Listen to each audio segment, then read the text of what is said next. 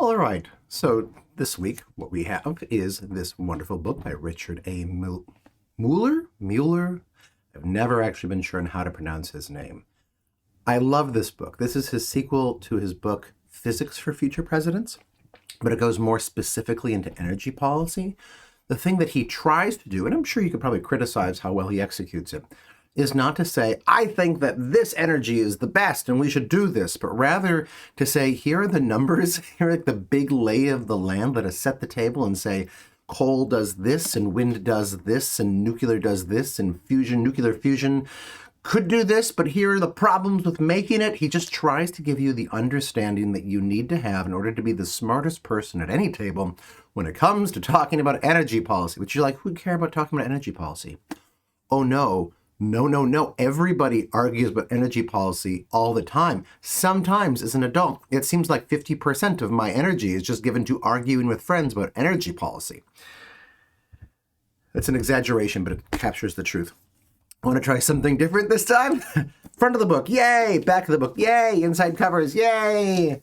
Yeah, he's a likable guy.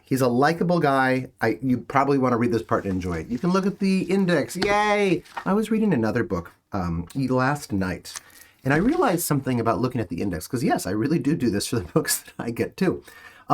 One of the things that you can tell by looking at the index, you can see what is it that the author is talking a lot about, right? So I'm just looking through here. There's a lot about the United States. Wow, there's like the United States column is like this big, and right above it is the United Kingdom, and that has one entry on it, right? So you can see some important things about where his focus is.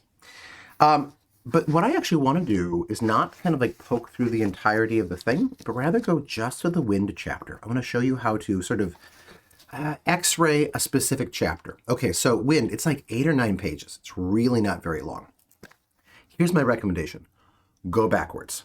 Start at the end of the chapter. Yeah, I do dog ear my pages. Go to the end of the chapter for this particular page. In this edition, that happens to be page 166. Energy storage comes after it. And what you can do is just read out loud the section headings going backwards. Isn't the wind too remote? Wind turbines kill birds. Wind turbines are ugly and noisy. You can get the idea of just how you would do this. You're like, wait, is he saying those things? Well, keep reading, you'll find out. The other thing that you can do is when you go backwards, why backwards? I find that when I go forwards, what I always want to fall into is reading this. Reading every word is understanding everything. When you go backwards, you just rid yourself of that temptation. If you're me, if maybe that works for you too. The other thing that you can look at is the pretty pictures that he has. And you're like, this is the least pretty picture that I've ever seen of pretty, well, except they're really cheery. Some of them are really, really cheery. This one is, I actually wanted to make this part, I guess we did include this eventually in the class, or something that this drew from, all right? Oops, sorry. You can see, yeah, anyway, it's amazing. It's fantastic. Here is a picture of him next to one of those blades. Here's the Statue of Liberty next to one of those things, right? You can see how I really patterned quite a lot of the class on this. So spend your 5 minutes. I recommend maybe, okay, like on the cover, the back cover, the inside, the index, whatever.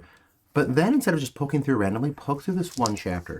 You might be surprised in the course of just 5 minutes how much you can actually understand of everything that Richard A. Mueller believes to be true about wind power. It's kind of cool.